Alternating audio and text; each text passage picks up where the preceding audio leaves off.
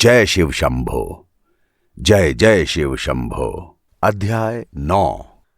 ब्रह्मा जी ने आगे कहा, हे नारद, अब मैं तुम्हें उन राक्षसों के बारे में बताता हूं जो भागकर पाताल में छिप गए। उन राक्षसों में से एक वाण नाम का दैत्य युद्ध क्षेत्र से भाग गया था। वह वहां से क्रौंच द्वीप में जाकर तरह तरह के उपद्रव करने लगा। उसने क्रौंच के सर में अपना एक पैर इस तरह मारा कि वो पर्वत घबरा कर स्कंद के पास आया और यह कहने लगा कि इस समय आपने तारक का वध करके तो संसार को दुखों से मुक्त कर दिया, लेकिन केवल मैं ही अकेला सृष्टि भर में दुखी बच गया। उसने अपनी सारी कहानी शुरू से आखिरी तक स्कंद को सुनाई और कहा, प्रभु, मुझको जिसने दुख दिया है उसके साथ 8000 दैत्य हैं। यदि मैं आपकी शरण में मनुष्य रूप धारण करके ना आता तो न जाने क्या करता वो। आपके सिवाय अब मेरा इस संसार में कौन रक्षक है। स्कंद ने दैत्यराज की यह कथा और उसका उत्पात सुनकर उसको मार डालने का विचार किया। सांग लेकर शिव गिरजा जी का ध्यान करके दैत्यों की तरफ चल पड़े और उस सांग से सारे दैत्यों का संहार कर दिया। इस तरह उन दैत्यों को नष्ट करने के बाद स्कंद ने पर्वत से कहा कि अब तुम अपने घर लौट जाओ और किसी भी प्रकार की चिंता न करो। यह सुनकर क्रौंच ने स्कंद की बहुत स्तुति की और अपने घर लौट गया। देवताओं ने उत्सव मनाए। उसके बाद स्कंद ने उसी स्थान पर 3 शिवलिंगों की स्थापना की। उन तीनों के नाम थे प्रतिज्ञेश्वर। जो कोई भी उनकी पूजा करता है उनके सारे मनोरथ पूरे हो जाते हैं। इसी तरह दूसरे का नाम कपालेश्वर और तीसरे का नाम कुमारेश्वर रखा गया।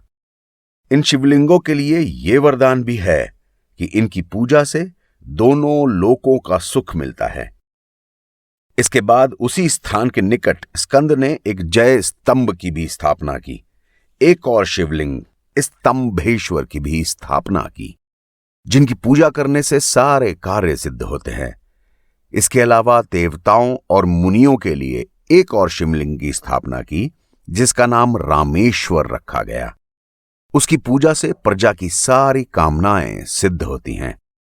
जिस समय सब देवता और दैत्य लड़ाई में व्यस्त थे और दैत्य स्कंद जी का तेज न सहकर चारों ओर भाग गए थे, उनमें से वाण दैत्य का वृतांत मैंने अभी सुनाया।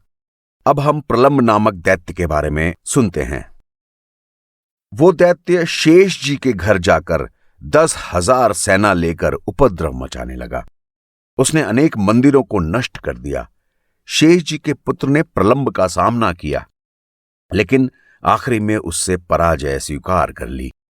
उसके बाद शेष जी के पुत्र कुमुद ने स्कंद की शरण में आकर प्रार्थना की और प्रलंब के सारे उपद्रवों के बारे में बताया और विनती की कि उससे हमें छुटकारा दिलाएं।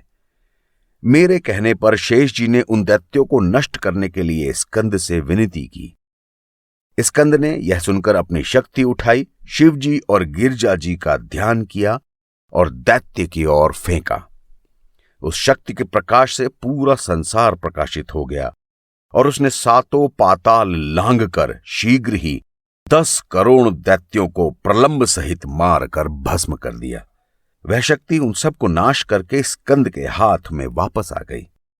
स्कंद ने कुमुद से कहा, जाओ कुमुद, निर्भय होकर अपने घर को जाओ। शेष जी स्वयं स्कंद की सेवा में तत्पर रहे और कुमुद उनका आदेश पाकर लौट गया।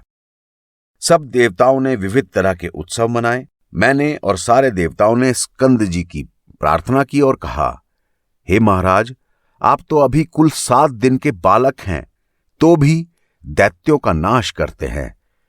जय हो, जय हो। स्कंद ने देवताओं सहित जिस स्थान पर युद्ध का विचार किया था, वो स्थान सप्त तीर्थ के नाम से प्रसिद्ध हुआ और जिस मार्ग से कुमुदनाग धरती को फोड़कर पाताल में घुसा था, वह सिद्धकूल के नाम से प्रसिद्ध हुआ।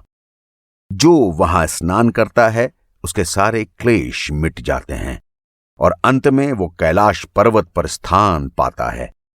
स्कंद जी का चरित्र अत्यंत पवित्र है। उसको सुनने सुनाने से ही मोक्ष मिल जाता है।